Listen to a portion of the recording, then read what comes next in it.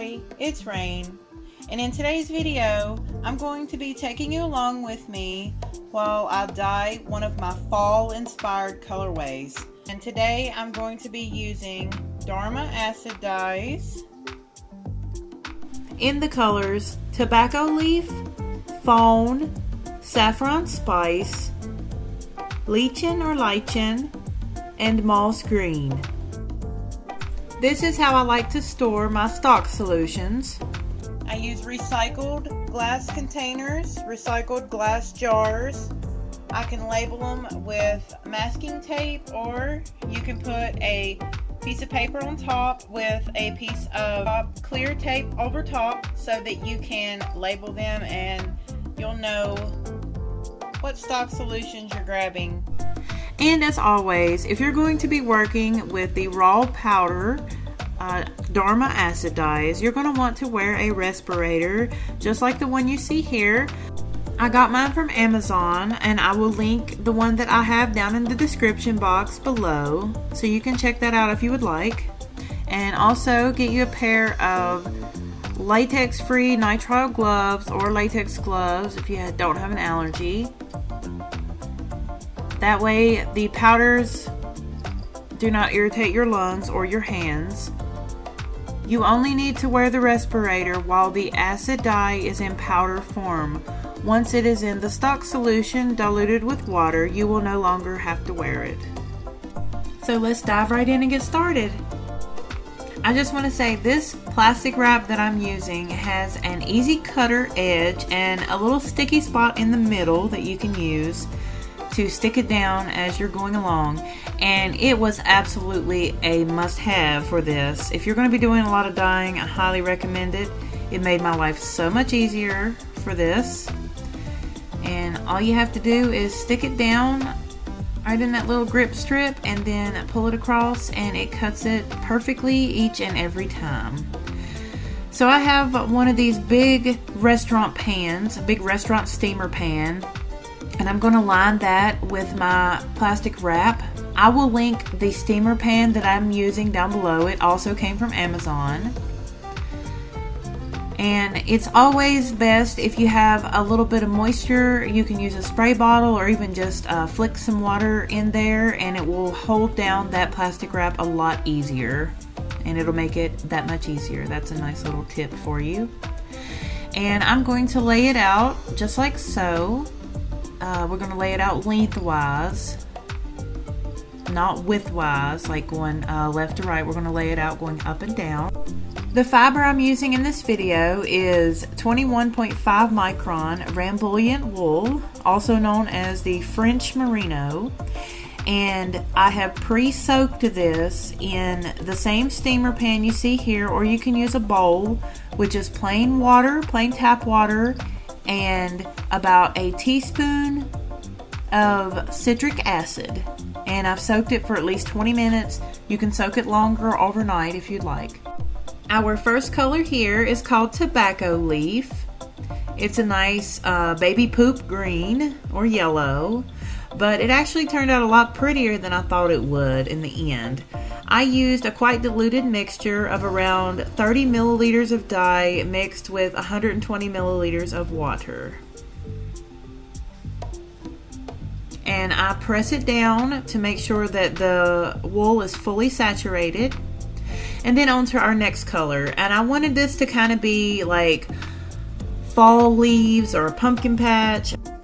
I believe I ended up calling this colorway Pumpkin Patch. As you know, in a pumpkin patch or with pumpkins in general, they are kind of messy and they're not perfect. So that's what I was going for with this colorway. And I always flip over my wool, and as you can see, those colors have ran a little bit, and we're going to go over that section with our fawn. And I used about the same dilution, about 30 milliliters of dye mixed with 120 milliliters of water. So we're going to press that in nice and thoroughly for nice even and thorough coverage. And now I'm going to show you how I mix my stock solution with my water to pour onto our top. I give my jars a really good shake. This is the color Saffron Spice. It is absolutely gorgeous. It's one of my favorite colors. It is an absolute must-have and a staple if you're going for fall colors. I have a little medicine container here. I'm going to measure out 15 milliliters, and I'm pouring that directly into my squeeze bottle. And then I'm getting another 15 milliliters, and I'm pouring that also into my squeeze bottle. And make sure you put your lid back on your jar so you don't accidentally bump it and have a huge mess on your hands. I got about 100 milliliters of water in my little Pyrex cup, and I'm pouring that into my squeeze bottle also. I'm adding about a little bit under an eighth of a teaspoon of citric acid into this actual dye stock that we're going to be pouring onto our top. So we put all of our lids on everything, put our lid on our squeeze bottle, and I'm going to give that a good shake, probably for about a good 30 seconds. And my squeeze bottles suck, so I am putting a napkin over that while I shake it so it doesn't spray everywhere. And then we're just going to start adding that next down the line on our Rambuliant top.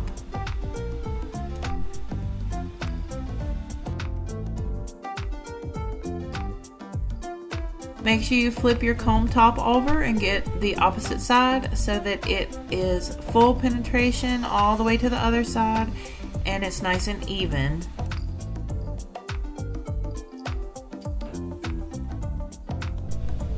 And then I ended up adding a little bit more dye mixed with probably around 50 milliliters of water, and I probably added about 20 or 30 milliliters more of dye to that. So I got a little bit more concentrated mixture because I wanted a little bit more of a brighter orange, since this is the main color of the colorway is pumpkin patch orange. And now we're going to add our green. I absolutely loved this color. This color is lichen or lichen, however you say it. And it was about the same dilution as all the other colors, around 30 to 40 milliliters of dye mixed with about 120 milliliters of water. We're going to flip that over so we get full penetration and a nice, consistent, even coverage on both sides and all throughout. We're going to press that in so it's nice and even. Flip it back over so we don't get tangled up, and move on to our last and final color of this colorway. And that is moss green. This green is very versatile and I highly recommend it. It is my favorite out of the greens that I have so far. So I'm just going to squeeze that on for a nice even coverage, just like we did with all the other ones. Make sure you get the tips of your comb top so that all of it is completely saturated.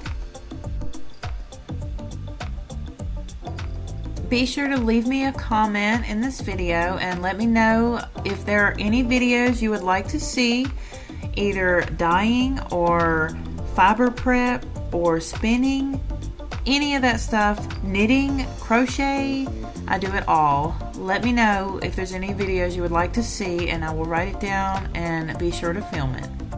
So I added my plastic wrap all across the top after folding the edges down, and I'm rolling it up from the lightest color down to the darkest color like a burrito and sticking it in my steamer pan. I have it on medium-high heat. I'm going to let the bottom down here, the water inside, get to a boil and let it steam for about 20 minutes. And here is our finished braid. It turned out so pretty. And I think I captured the essence of a pumpkin patch, or just a pumpkin in general, on this colorway. This one will be some absolutely gorgeous yarn, and I cannot wait to see what someone makes with it. If you get this colorway, you better tag me and let me know what you make. I'm on Instagram and Facebook at Rayne Fiber Art LLC. If you would like this exact braid, please visit my Etsy store, or you can just go to raynefiberarts.com and it will take you to that. Once again, this one is called Pumpkin Patch, and I also have another one that is very similar to it, and it is called Fall Meadow. So you can go check those out if you'd like. Thank y'all so much for watching, and we are almost at 200 subscribers. Oh my goodness, I'm so grateful.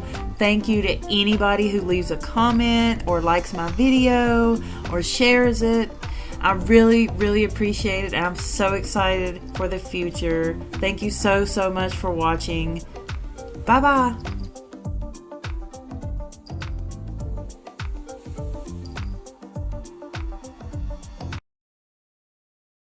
Milliliters. Look at that. It's like yellow and green.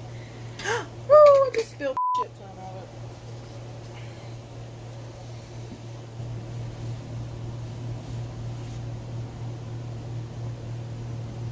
No.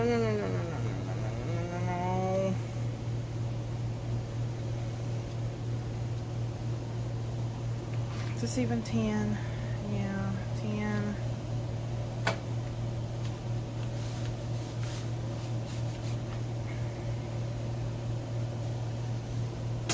Oh,